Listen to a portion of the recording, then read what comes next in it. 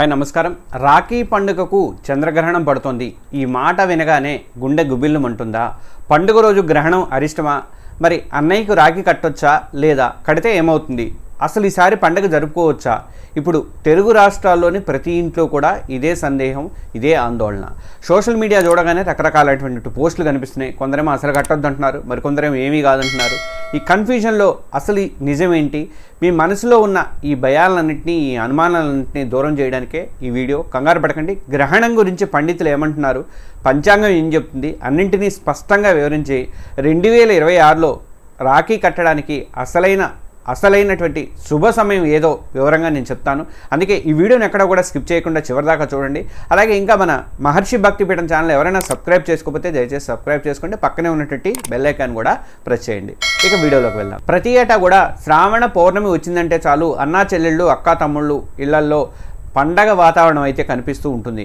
కానీ ఈసారి ఆ సంతోషంలోకి ఒక చిన్న భయం, ఒక పెద్ద అనుమానం వచ్చి చేరాయి. ఎందుకంటే మనం ఎంతో పవిత్రంగా భావించేటువంటి రాఖీ పండుగ రోజే, అంటే 2026 ఆగస్టు 28 నాడు చంద్రగ్రహణం కూడా రాబోతుందనే వార్త. గ్రహణం అనగానే మనకు వెంటనే గుర్తొచ్చేది సూతక కాలం. గ్రహణానికి కొన్ని గంటల ముందు నుంచే సూతకం మొదలవుతుంది. ఆ టైంలో పూజలు చేయకూడదు, ఏమీ తినకూడదు, ఎలాంటి శుభకార్యాలు మొదలుపెట్టకూడదు అనేది మన పెద్దల నుంచి వస్తున్నటువంటి ఆచారం అనమాట. మరి అలాంటిది అన్నయ్య బాగుండాలని, అతనికి రక్షగా ఉండాలని కట్టేటువంటి రక్షాబంధనాన్ని గ్రహణం రోజు ఎలా కట్టాలి? ఇదే ఇప్పుడు అందరినీ తొలిచివేస్తున్నటువంటి ప్రశ్న. అన్నకు రక్షణ కవచంలా ఉండాల్సిన పండగకే గ్రహణం నీడలు పడటం ఏంటి అని చెల్లెళ్ళు భయపడుతున్నారు. ఒకవేళ తెలియక తప్పుడు టైంలో రాఖీ కడితే అన్నయ్యకి ఏదైనా కీడు జరుగుతుందేమోనని కంగారు పడుతున్నారు. పండితులు ఏం చెప్తారో, శాస్త్రం ఏం చెప్తుందో తెలియక అయోమయంలో ఉన్నారు. గ్రహణం రోజు అసలు రాఖీ కట్టొచ్చా? ఒకవేళ కడితే మంచి టైం ఎప్పుడు? ఇలాంటి ప్రశ్నలకి సమాధానం కోసం వెతుకుతున్నారు. మీ అన్ని ప్రశ్నలకు కూడా నేను ఇప్పుడు ఒక క్లియర్ ఆన్సర్ అనేది ఇవ్వబోతున్నాను. గ్రహణం గురించినటువంటి అసలు నిజం ఒకటి తెలుసుకుందామండి. మరి ఇందాకటి నుంచి పడుతున్నటువంటి టెన్షన్ అంతా ఇక పక్కన పెట్టేయండి. ఎందుకంటే మీరు భయపడాల్సిన అవసరం ఏమాత్రం లేదు. పండితులు, పంచాంగకర్తలు ఈ విషయం మీద చాలా స్పష్టత అనేది ఇచ్చారు. అసలు నిజం ఏంటంటే 2026 ఆగస్టు 28న రాబోయేటువంటి చంద్రగ్రహణం భారతదేశంలో అసలు కనిపించదు. ఇప్పుడు మీకు హాయిగా అనిపించి ఉంటుంది ఒక్కసారి. అవును, మీరు విన్నది కరెక్టే. ఈ గ్రహణం మన దేశంలో పగటిపూట సంభవిస్తుంది. భారత కాలమానం ప్రకారం గ్రహణం, చంద్రగ్రహణం అనేది ఉదయం సుమారు 6:53 మొదలయ్యి మధ్యాహ్నం 12:32 ముగుస్తుంది. కానీ ఆ రోజు చంద్రుడు ఉదయం 5:56 అస్తమిస్తున్నాడు. అంటే డిసప్పేర్ అయిపోతాడు కదా. అంటే గ్రహణం మొదలయ్యే టైంకి మనకు అసలు ఆకాశంలో చంద్రుడే ఉండడు. జ్యోతిష్యం ఏం చెప్తుందంటే, ఒక గ్రహణం మన కంటికి కనిపించనప్పుడు ఆ ప్రాంతంలో గ్రహణానికి సంబంధించినటువంటి సూతక కాలం లాంటి నియమాలు ఏవి కూడా వర్తించవు. ప్రముఖ జ్యోతిష్య నిపుణులు కూడా ఇదే విషయాన్ని స్పష్టంగా చెబుతున్నారు. ఈ గ్రహణం అమెరికా, యూరప్, ఆఫ్రికా లాంటి ఖండాల్లో మాత్రమే కనిపిస్తుంది. కానీ భారతదేశంలో దీని ప్రభావం 0 కాబట్టి ఒక్క మాటలో చెప్పాలంటే రాఖీ పండుగ రోజు చూస్తున్నటువంటి చంద్రగ్రహణం గురించి మీరు టెన్షన్ పడాల్సిన అవసరం అసలే లేదనమాట. ఇక సూతక నియమాలు అస్సలు పాటించక్కర్లేదు. మీరు మీ పూజలు, పండుగ వేడుకలు ఎప్పట్లాగే ఆనందంగా జరుపుకోవచ్చు అని చెప్పేసి పండితులు అయితే చెప్తున్నారు. మరి రాఖీ కట్టడానికి శుభ సమయం ఏంటి అని చెప్పేసి అడుగుతారంటే, అమ్మయ్య గ్రహణం టెన్షన్ అయితే తీరిపోయింది కదా. ఇప్పుడు అందరి మధ్యలో ఉన్నటువంటి మరో ప్రశ్న ఏంటంటే, అయితే రాఖీ కట్టడానికి సరైనటువంటి టైం ఏది?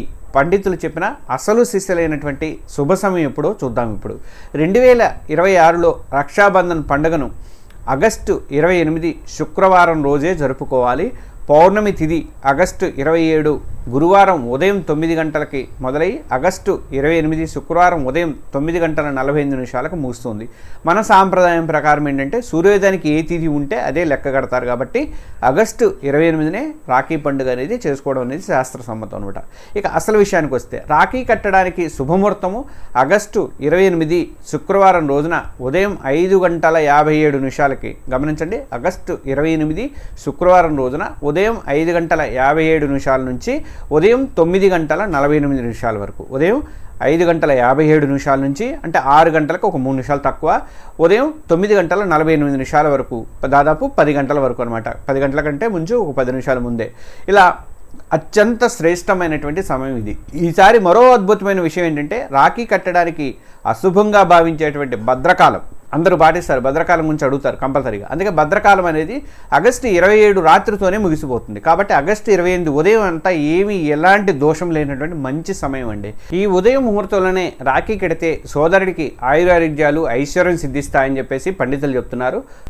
ఒకవేళ ఆ టైంలో కుదరని వాళ్ళు మధ్యాహ్నం కూడా రాఖీ కట్టవచ్చు. కానీ వీలైనంత వరకు ఉదయం 5:57 నుంచి 9:48 మధ్యలోని ఈ వేడుకను పూర్తి చేసుకుంటే చాలా ఉత్తమం అని చెప్పేసి పండితులు అయితే చెప్తున్నారు.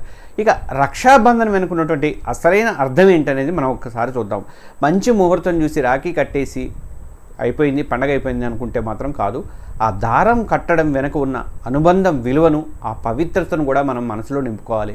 అప్పుడే ఆ పండగకు అసలైనటువంటి అర్థం అనేది వస్తుంది. ఆ రాఖీ అంటే ఓ రంగు దారం కాదు, ఇది అన్నా చెల్లెళ్ళు, అక్కా తమ్ముళ్ళు వీళ్ళ నమ్మకానికి ఒక ప్రతిరూపం అని చెప్పుకోవాలి. ఆ 3 ముళ్ళు వేస్తున్నప్పుడే చెల్లెలు తన అన్నయ్య ఎప్పుడూ సంతోషంగా ఉండాలని, ఆరోగ్యంగా వర్ధిల్లాలని చెప్పేసి మనస్ఫూర్తిగా కోరుకుంటుంది.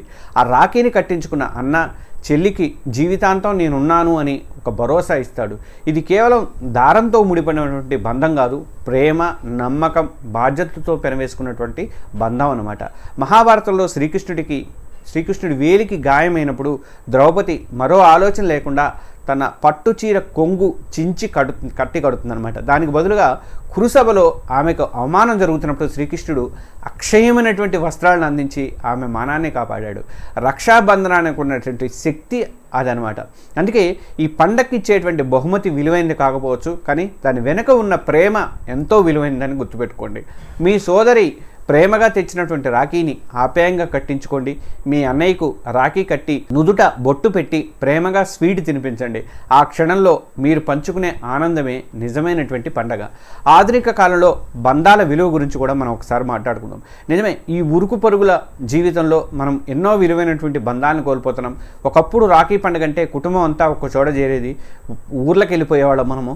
ఇప్పుడు చదువులు, ఉద్యోగాల వల్ల అన్న ఒక దేశంలో ఉంటాడు, ఒక ప్రాంతంలో ఉంటాడు, చెల్లి మరో దేశంలో ఉంటాడు, మరో ప్రాంతాల్లో ఉంటారు.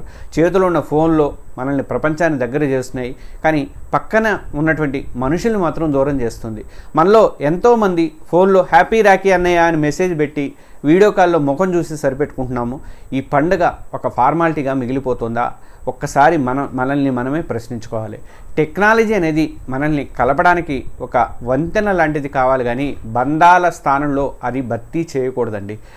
ఈ రాఖీ పండుగ మనకు ఒక గొప్ప విషయాన్ని గుర్తు చేస్తుంది. అదేంటంటే సెలవు కాదు ముఖ్యము, సంబంధమే ముఖ్యము. వీలైతే ఒక్కరోజు సెలవు పెట్టి మీ సోదరి దగ్గరికి వెళ్ళండి, లేదా మీ సోదరిని ఇంటికి పిలవండి. ఆ ఒక్కరోజు కలిసి గడపండి. పాత జ్ఞాపకాలను మీరు గుర్తు చేసుకోండి. అది ఇచ్చేటువంటి సంతోషం మరేది కూడా ఇవ్వలేదండి. ఇక ముఖ్యంగా మన పిల్లలకి ఈ బంధాల విలువను ఖచ్చితంగా నేర్పించాలండి. పిల్లలకు రాఖీ కట్టించడం అంటే వాళ్ళకి సాంప్రదాయాన్ని నేర్పడం కాదు, ప్రేమని పంచుకోవడాన్ని, అలాగే ఒకరినొకరు అండగా నిలబడటాన్ని నేర్పించడం అనమాట. అప్పుడే వారికి బంధాల విలువ అనేది తెలుస్తుంది. అంతా విన్నారు కదా, మీకు పూర్తి స్పష్టత వచ్చిందని అనుకుంటున్నాను. ఒక్కసారి ముఖ్యమైనటువంటి విషయాల్ని ఫాస్ట్గా గుర్తు చేసుకుందాము. 2026 రాఖీ పౌర్ణమి రోజున వచ్చేటువంటి చంద్రగ్రహణం భారతదేశంలో కనిపించదు, కాబట్టి దాని గురించి ఎలాంటి భయాలు కూడా పడొద్దు. ఇక రెండోది ఏంటంటే సూతక కాలం లాంటి నియమాలు కూడా మనకు వర్తించవు. అసలు మనకు చంద్రగ్రహణమే కనిపించినప్పుడు మనకు సూతక నియమాలు కూడా వర్తించవని గుర్తుపెట్టుకోండి. పండగను ఎప్పట్లాగే చేసుకోవచ్చు. మూడోది ఏంటంటే రాఖీ పండుగ తేదీ ఆగస్టు 28, 2026 శుక్రవారం నాడు రాఖీ పండుగ. రాఖీ కట్టడానికి శుభముహూర్తం ఏది ఉన్నాయంటే అది ఉదయం 5:57 నుంచి ఉదయం 9:48 వరకు ఉంది. ఈ రాఖీ పండుగకు మీ సోదరికి కేవలం రాఖీ మాత్రమే కాదు, మీ ప్రేమను, సమయాన్ని కూడా పంచండి. మీ బంధాన్ని మరింత అందంగా మార్చుకోండి.